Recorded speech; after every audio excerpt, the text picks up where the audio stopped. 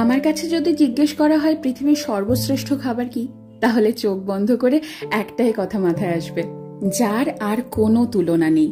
আমরা মধ্যমগ্রাম বাজার গিয়ে একেবারে বর্ষার ইলিশ কিনে এনেছি।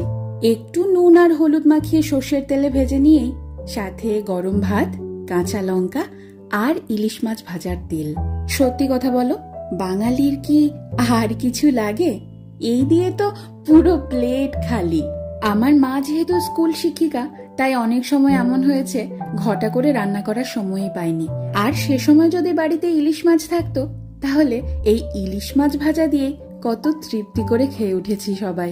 আমার এই বাড়িতে বাবা মা এসেছে, আর সেই তৃপ্তি করে খাওয়ানোর সুযোগটা এবার আমি পেয়েছি। আমার খাদ্য রসিক বাবা গরম গরম ভাত আর ইলিশ মাছ ভাজা নিয়ে বসে পড়েছে। দেখো কত মজা করে খাচ্ছে, দেখেও যেন তৃপ্তি আসছে আমার।